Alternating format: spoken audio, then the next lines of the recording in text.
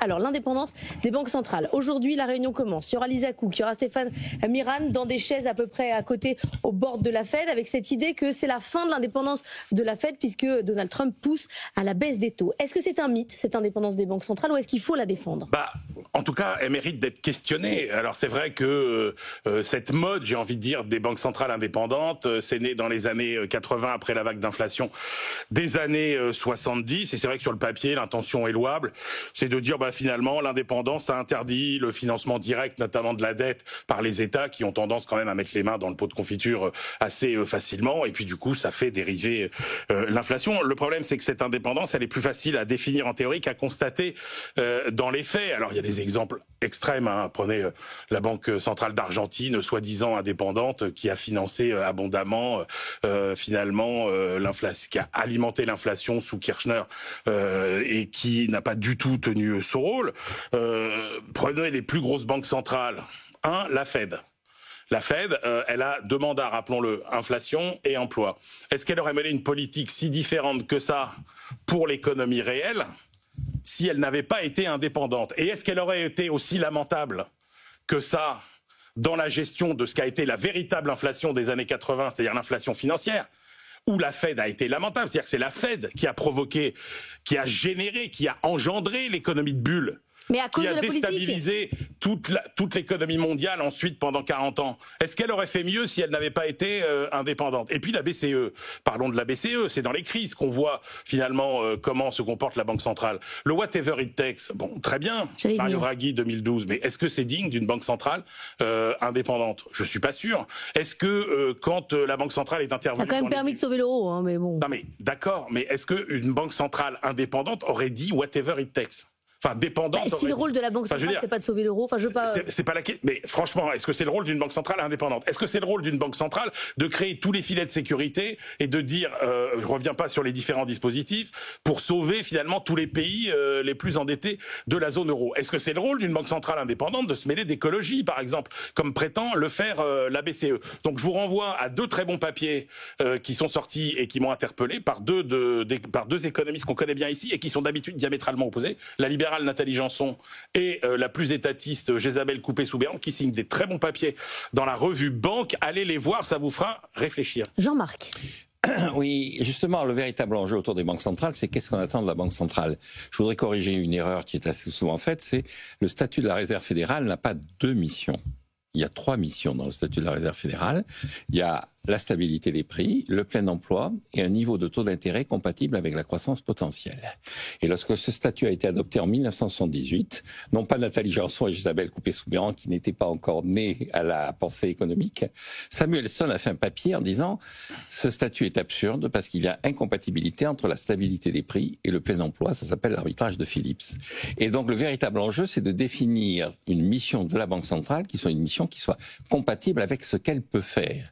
Mais une fois qu'on a défini la mission de la Banque centrale, on la laisse agir. Parce que si on tord par rapport à la mission qu'on lui a donnée, l'action de la Banque centrale, à partir de ce moment-là, elle perd son sens. Elle perd la réalité de ce qu'elle doit être et de ce qu'elle doit faire. Alors historiquement, les banques centrales ont toutes été créées indépendantes parce qu'elles étaient privées. Et non seulement elles étaient privées, mais elles avaient des mandats. Et aux États-Unis, par exemple, le président Jackson avait dit, écoutez, elle a rempli son mandat, elle ne sert plus à rien, je supprime la Banque centrale. Ah oui. Et donc les États-Unis ont vécu pendant 80 ans sans Banque centrale. Et puis en 1912-1913, aussi bien les républicains que les démocrates, mais c'est les démocrates qui sont allés jusqu'au bout, on dit, écoutez, maintenant on a besoin d'une Banque centrale pour telle et telle mission. Alors dans les années 80, on a dit que la mission de la Banque centrale, c'est lutter contre l'inflation, c'est ce qu'a dit la Bundesbank. On arrive donc à la Réserve fédérale qui dit non, en réalité, ce que dit Samuelson, sa vraie mission, c'est de faire des taux d'intérêt les plus bas possibles. Le reste, c'est de l'habillage, ouais. C'est bon. Et c'est ce que dit Donald Trump. Donald Trump dit, écoutez, vous êtes en train de me dire que vous pouvez pas baisser les taux. Et donc c'est la croissance en fait. Il y a que ça qui compte, non? Non, parce que dans les taux d'intérêt les plus bas possibles, ce que dit Samuelson, ce que disent les gens qui ont voté le statut de 1978, ce que dit Donald Trump en ce moment, c'est le fait que le taux d'intérêt le plus bas possible, ça allège la charge de la dette de l'État. Et donc, ça permet non pas à faire de la croissance, mais ça permet de faire en sorte que les dépenses publiques et les charges fiscales soient les moins importantes possibles. Si vous avez des taux d'intérêt bas, la charge de la dette baisse pour l'État. Le véritable enjeu, c'est l'État dans cette affaire. Et donc, c'est pas un sujet d'indépendance, c'est une question de mission. C'est une question de mission. Et donc, je pense qu'il faut revenir à ce qu'était le 19e siècle. Encore une fois, tous les 20 ans, on revoyait le statut de la Banque centrale. Jackson dit à un moment donné, vous ne servez plus à rien, je ferme. En 1844, les Anglais disent, voilà, le statut avant c'était ça, maintenant c'est ça. Et les rendre vraiment indépendantes, à la limite, il faut les rendre de nouveau privées.